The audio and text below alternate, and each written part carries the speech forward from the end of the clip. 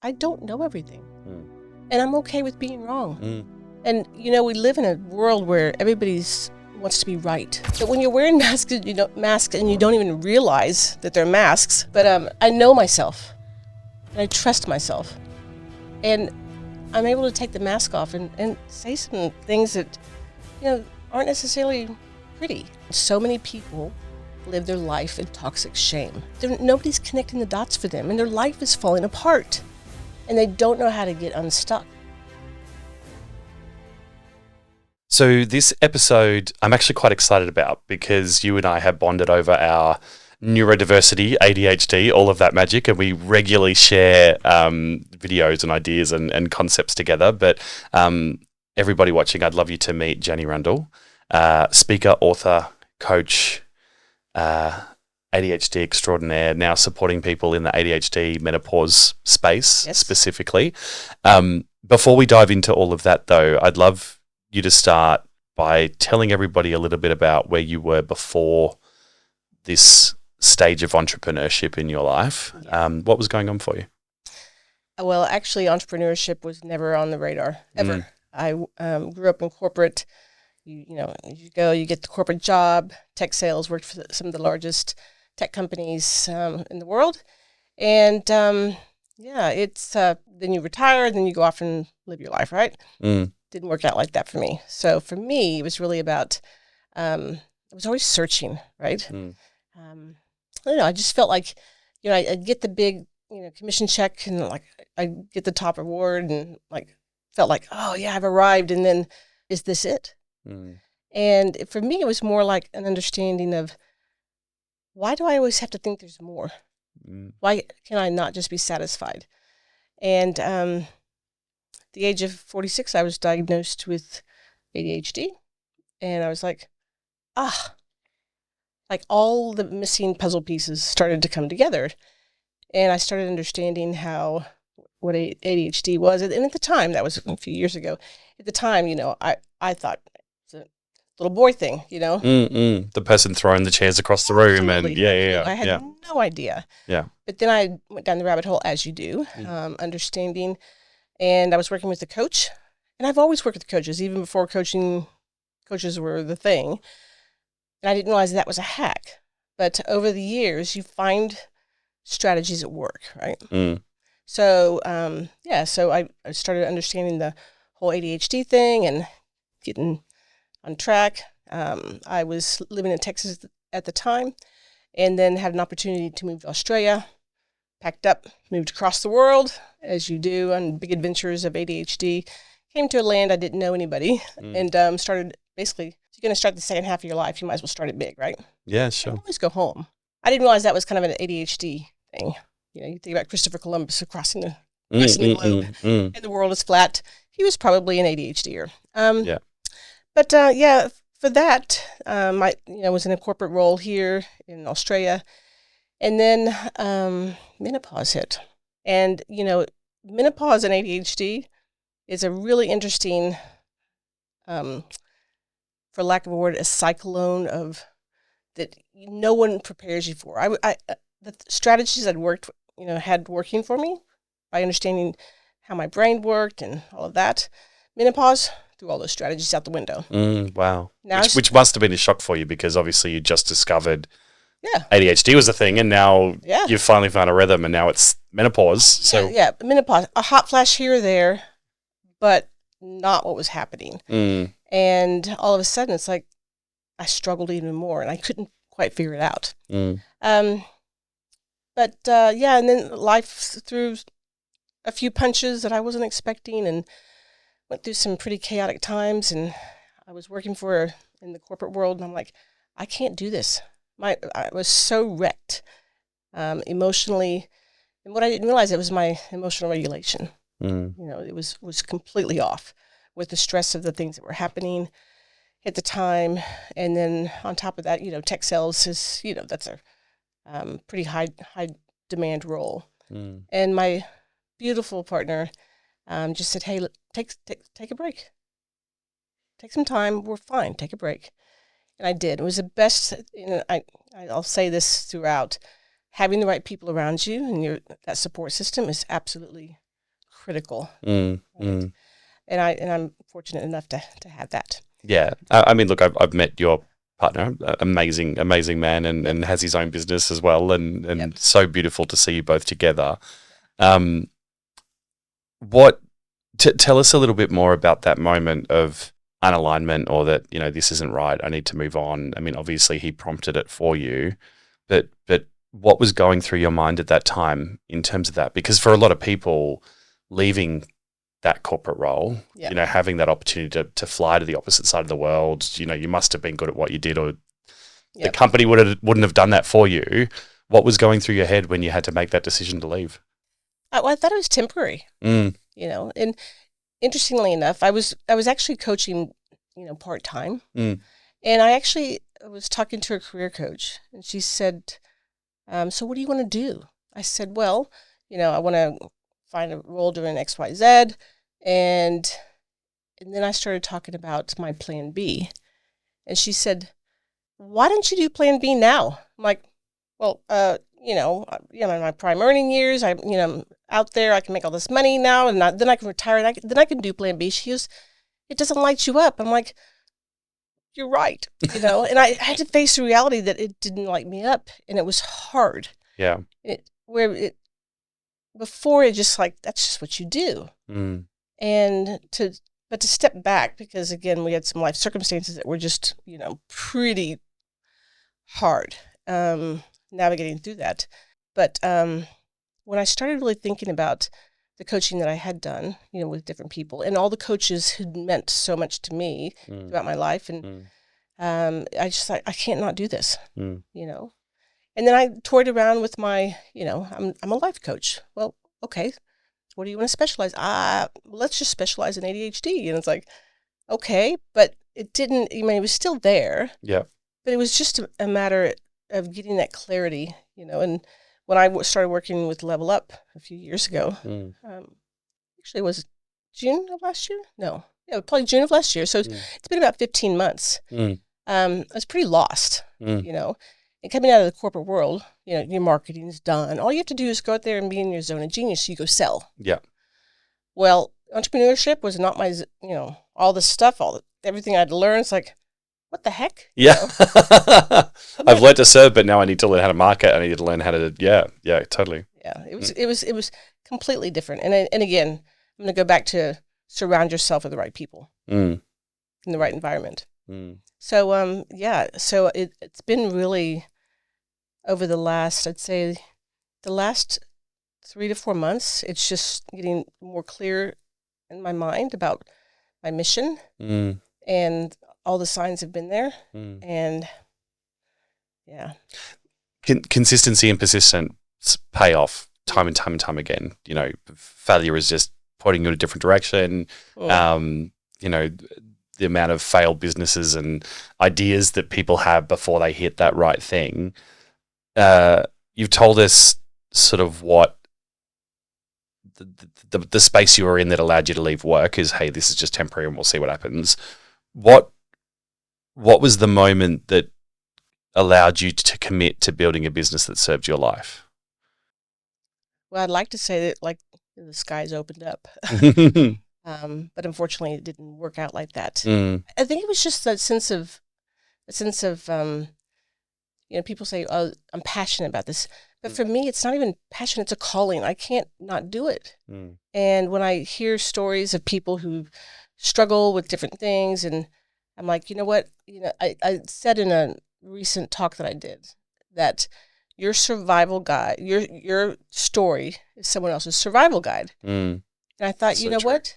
Because there's been people before me. I read a book, and at the very end, I mean, she wrote this victim impact statement. Basically, it was mine.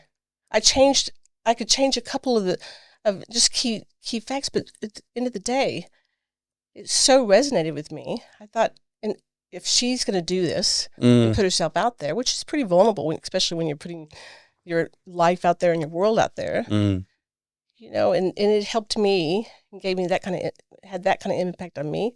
How can I not do this for someone else?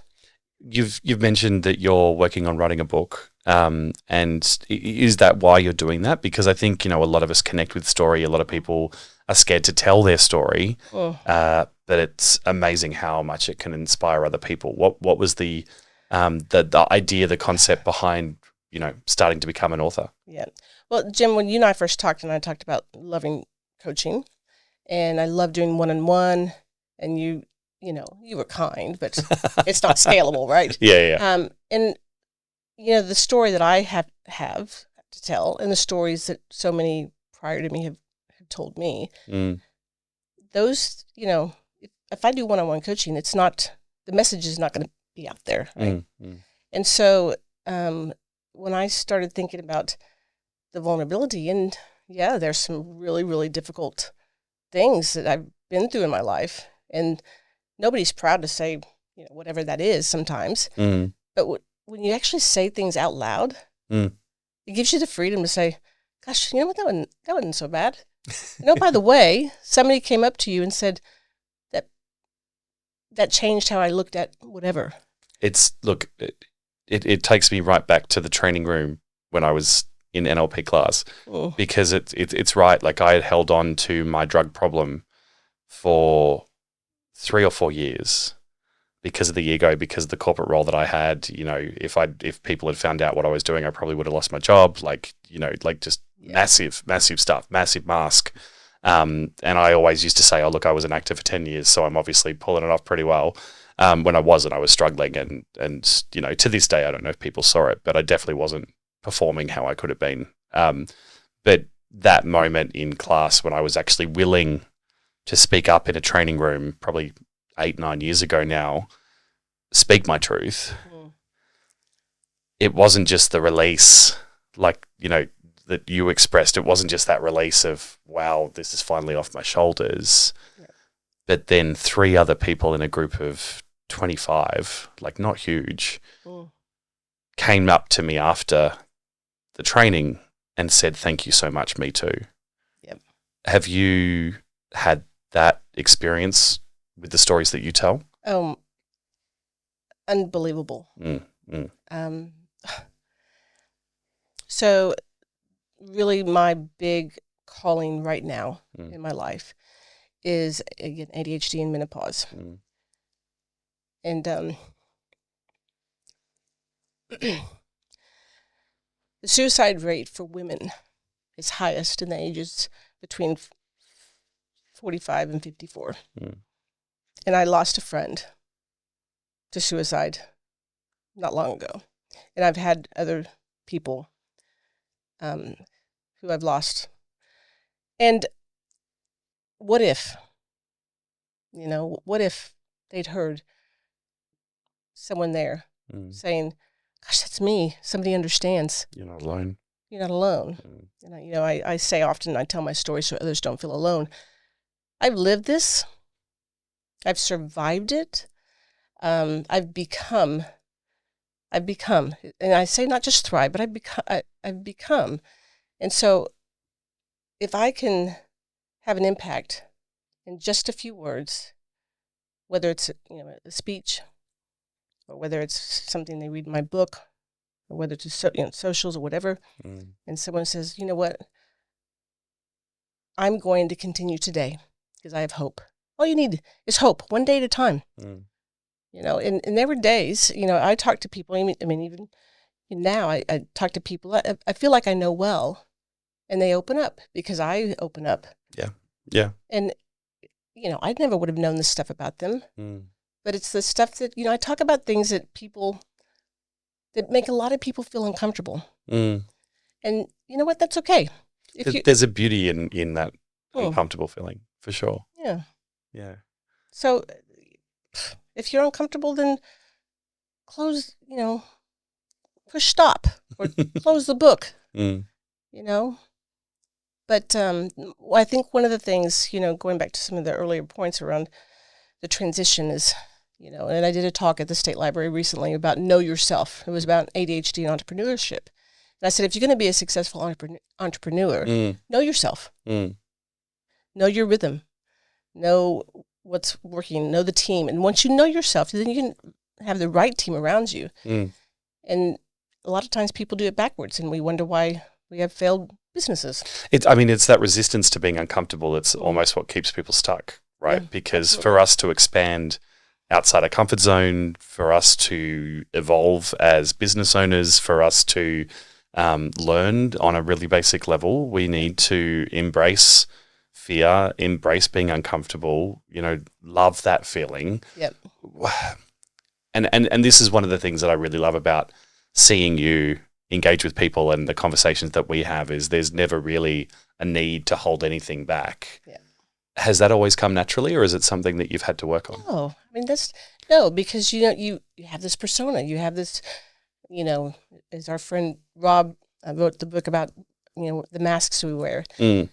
And we, and truth be known, we do wear masks, but, and sometimes they're put on for performance, and that's okay. Mm. But when you're wearing masks, and you don't even realize that they're masks. Yeah, you don't know yourself because of the mask. Exactly, yeah. Exactly.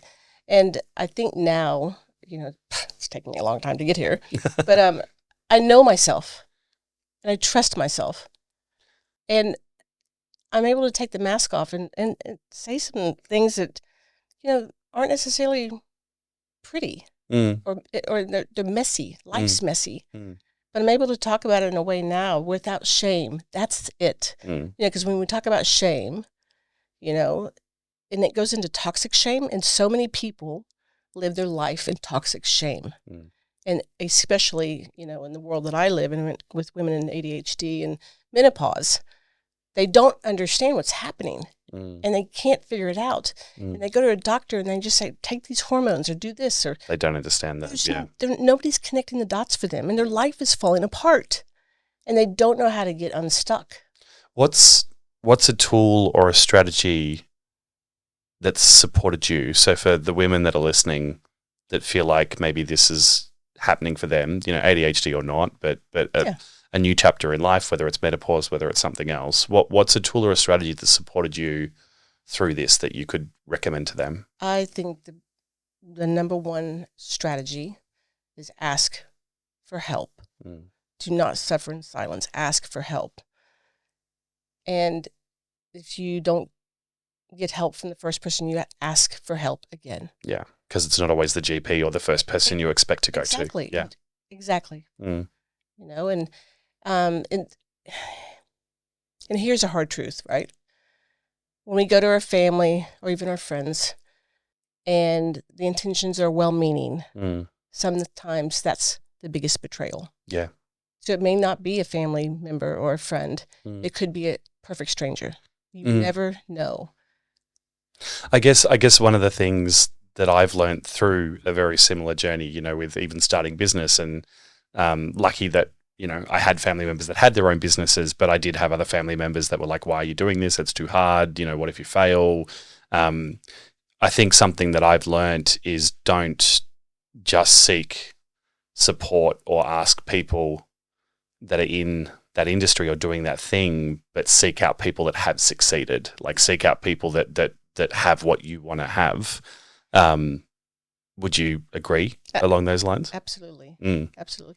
It doesn't have to be, like for example, in our level up group, people are doing all different types of things, and people are doing similar things, but we're all different and unique, and you can learn something from everyone, and it could be a completely different business.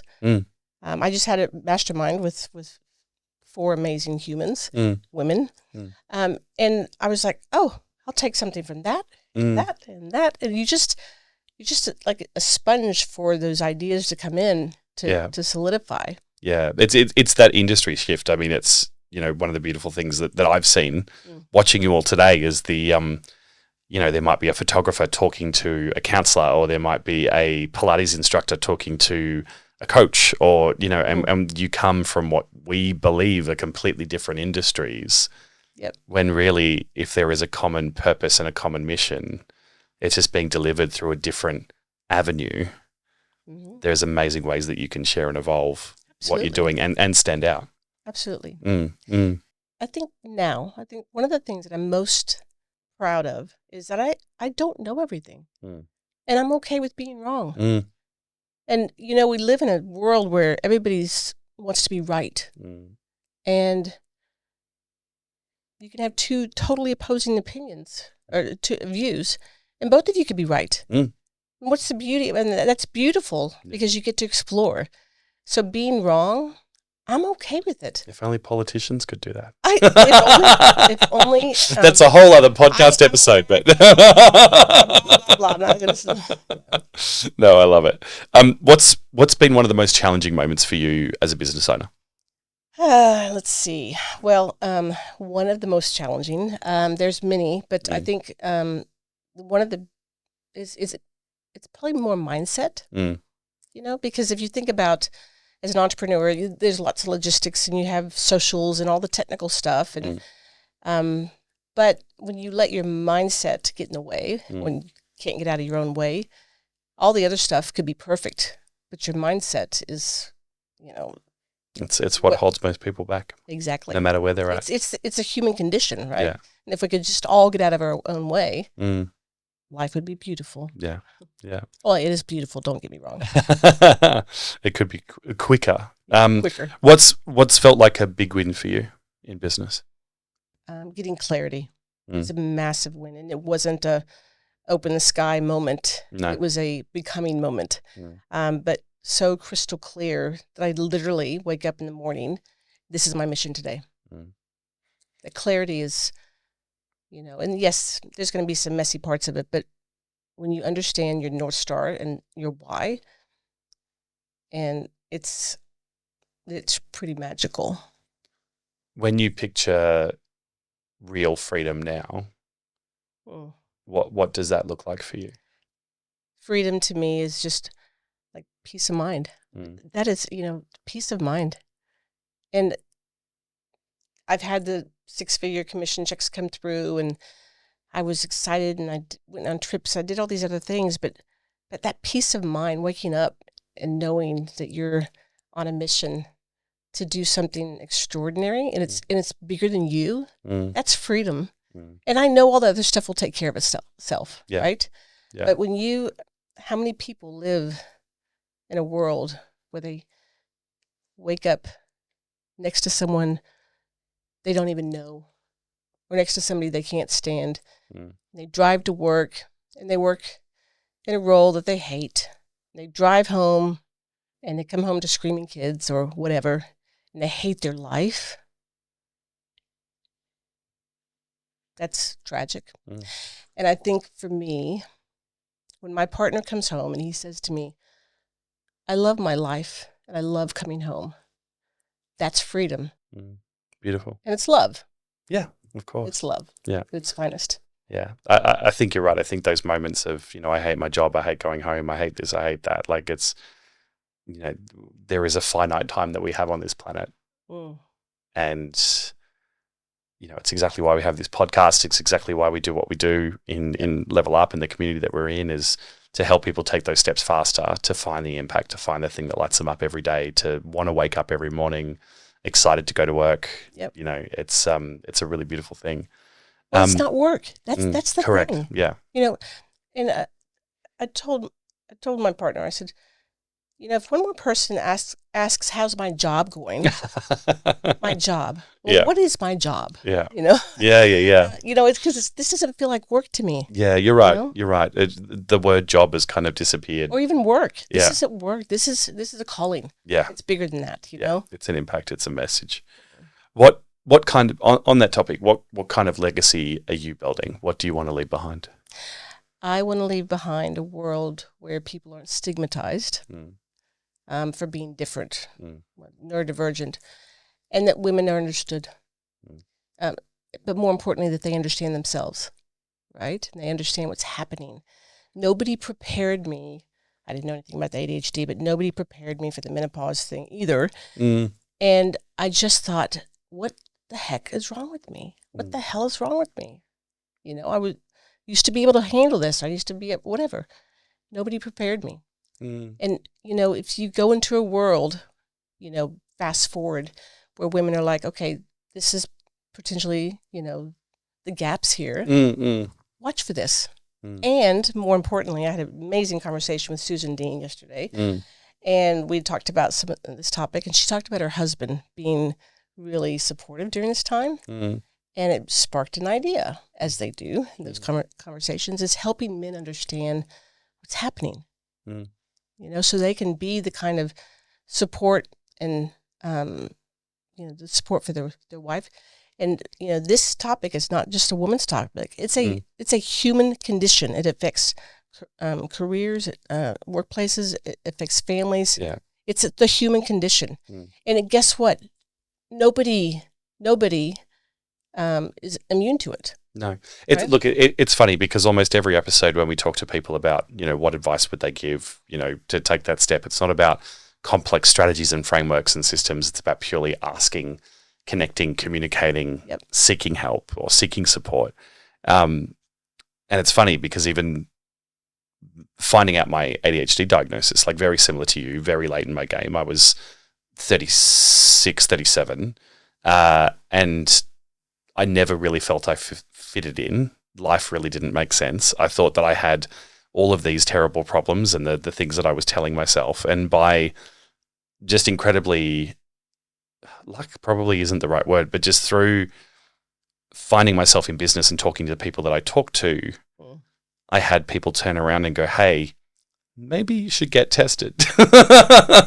Because they were people that had decided to become coaches or counselors or, whatever it was, study psychology because of their diagnosis of ADHD and them wanting to make an impact to themselves or to their kids or whatever it was. So if I had kept that within and I hadn't reached out, even just having conversations for the sake of having conversations, it wouldn't have helped me find that. So, yeah, beautiful. Jani, it's been so fantastic talking to you. Before we wrap up, I like to throw some rapid fire questions at our guests. So just the first thing that pops into your head. What's one belief that you feel is holding most entrepreneurs back? Oh, there's so many answers there. One belief is that it's just about the business, not knowing themselves and their mindset. Yeah. The mindset and the business go hand in hand. What's one strategy or tool that you would never go without again? From a strategy perspective, ask for help. It's that simple. Yeah, it's so simple, but for some people it's so hard. One myth about freedom-based business that you wish people would stop believing? That it's hard. And one thing that you'd say to the version of you just starting out? Relax. Yeah, beautiful. For those that have heard your stories today and heard our conversation and connected with you and want to know more, where can people find you? Yep. They can go to my website, janirundall.com. When I get my TED Talk out in the world, it's going to go viral. They can get my book. It's coming out probably in the next 6 months. Yes, exciting. Have we got a title or anything yet, or are we allowed to reveal? No. It's a big mystery, but it'll be drip fed. But JaniRundall.com is where they can find me today. Wonderful. And I look forward to seeing the book. Yeah. Fantastic. Awesome. Thank you. Thanks so much.